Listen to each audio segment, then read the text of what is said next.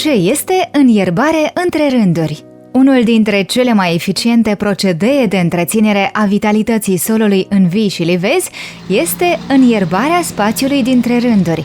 Clima temperată, seceta, dar și gradul de eroziune a solurilor sunt doar câteva dintre cauzele care afectează structura solului, iar efectele acestora pot fi reduse prin înierbare. Această procedură poate fi utilizată diferit. Solul poate fi lăsat înierbat permanent, adică pe toată durata de exploatare a plantației, sau temporar, ceea ce înseamnă că, după un număr oarecare de ani, se menține o perioadă ca și ogor negru, după care se înierbează din nou. Totodată, înierbarea poate fi cu acoperire totală, când ierburile cresc pe toată suprafața, sau parțială, când o parte din teren este menținut gol, fără ierburi. În aceste cazuri, benzile înierbate vor constitui 2-3 metri între rânduri, iar sub coroană va fi lăsat ogor negru de 1-1,5 metri. Uneori, plantațiile trebuie însămânțate artificial cu amestecuri speciale, cum sunt gramineile și leguminoasele. Alteori, este suficient de a menține vegetația naturală, crescută spontan. Plantațiile înierbate vor avea mai multe avantaje față de cele crescute pe teren gol. Pe lângă faptul că solul va fi îmbogățit cu substanțe organice, structura solului va fi îmbunătățită de rădăcinile ierburilor, în timp ce aceleași ierburi vor proteja solul de supraîncălzire și de eroziune. Totodată, covorul verde va reduce tasarea solului și se va evita formarea hardpanului. În același timp, va permite efectuarea lucrărilor agrotehnice, mecanice sau manuale oricând, chiar și imediat după ploaie. Un alt avantaj al înierbării este faptul că menține umiditatea în sol, iar datorită umbrei formate de covorul verde, temperatura solului se va reduce cu până la 10 grade Celsius, astfel evitând opărirea fructelor din livadă sau vie.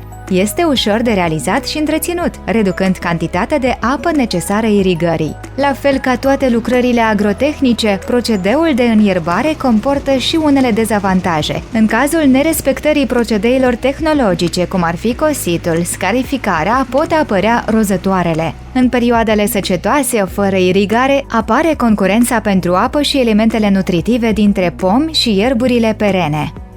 Există mixuri speciale pentru asemenea scopuri care conțin semințe de graminee și leguminoase stabilit în proporție specială, printre care golomățul, sparceta, reigrasul, păiușul de livadă, firuța și trifoiul.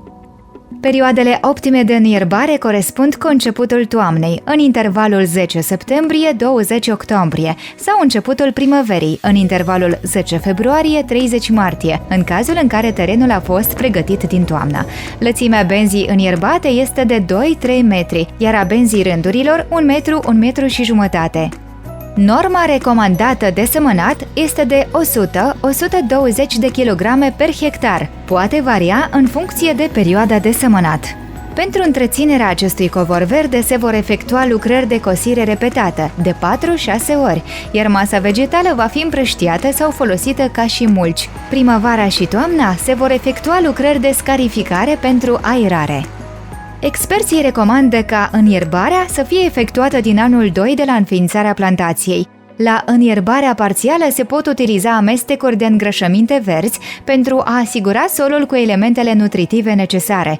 În caz de necesitate, reînsămânțarea se poate efectua odată la 6-7 ani, cu normă de 4-5 grame de semințe pentru 1 metru pătrat.